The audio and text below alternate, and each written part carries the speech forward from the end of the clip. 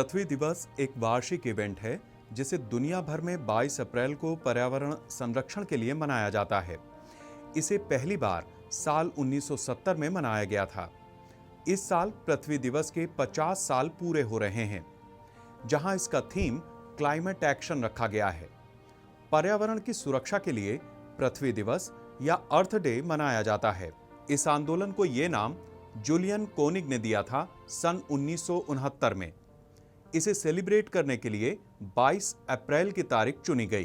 Corona महामारी के प्रसार को रोकने के लिए लागू किए गए लॉकडाउन से प्रकृति को भी फायदा हुआ है।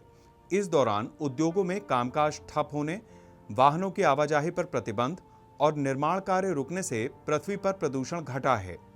हवा और पानी को शुद्ध करने के लिए सरकारें जो काम वर्षों में नहीं कर पाईं, वो लॉकडाउन ने कर दिखाया। गंगा में ऑक्सीजन की मात्रा बढ़ी। उद्योगों के बंद होने से नदियों में प्रदूषण काफी घटा है। सबसे ज्यादा प्रदूषित नदियों में शुमार गंगा और यमुना का पानी भी स्वच्छ हुआ है। उत्तराखंड के ऋषिकेश और हरिद्वार में गंगा जल में घुलित ऑक्सीजन की मात्रा 1% से ज्यादा बढ़ गई है। केंद्रीय जल आयोग के मुताबिक नदी के पानी में घुलित ऑक्सीजन की मात्रा का मानक 6.00 प्रति लीटर तय है। ऋषिकेश में लॉकडाउन से पूर्व 24 मार्च और लॉकडाउन के दौरान 18 अप्रैल को जो सैंपल लिए गए, उसमें बड़ा अंतर सामने आया। पहले गंगा में ऑक्सीजन की मात्रा 5.20 प्रति लीटर थी, जो बढ़कर 6.50 प्रति लीटर हो गई।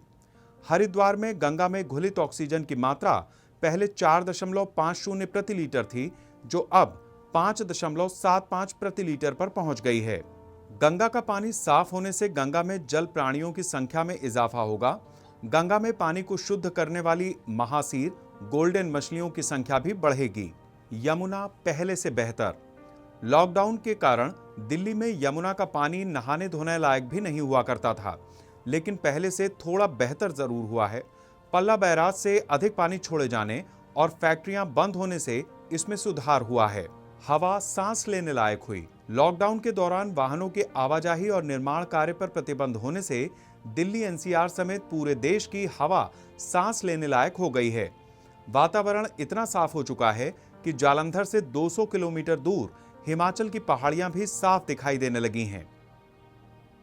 24 मार्च को लॉकडाउन की घोषणा वाले दिन दिल्ली का औसत वायु गुणवत्ता सूचकांक यानी AQI 122 पर था, जो लॉकडाउन के दौरान 21 अप्रैल को 87 पर आ गया।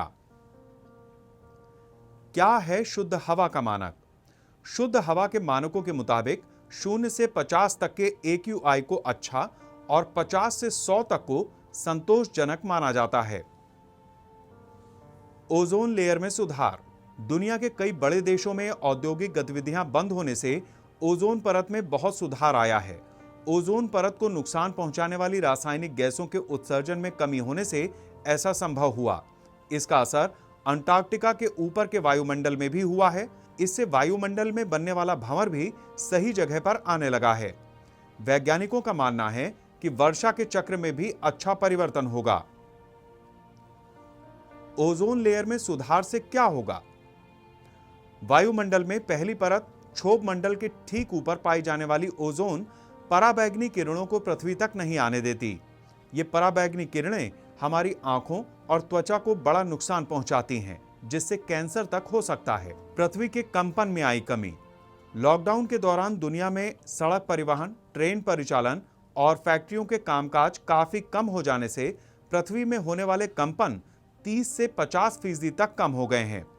बेल्जियम के भूकंप विज्ञानी थॉमस लेकॉक और स्टीफन हिक्स का मानना है कि ध्वनि प्रदूषण के कम होने से ऐसा संभव हुआ। दोनों के मुताबिक लॉकडाउन के दौरान उनके यंत्रों में अब दिन में पृथ्वी में होने वाली हलचल आसानी से रिकॉर्ड हो रही है। इससे भूकंप वैज्ञानिक छोटे स्तर के भूकंपों को भी आसानी से भांप पा रहे हैं।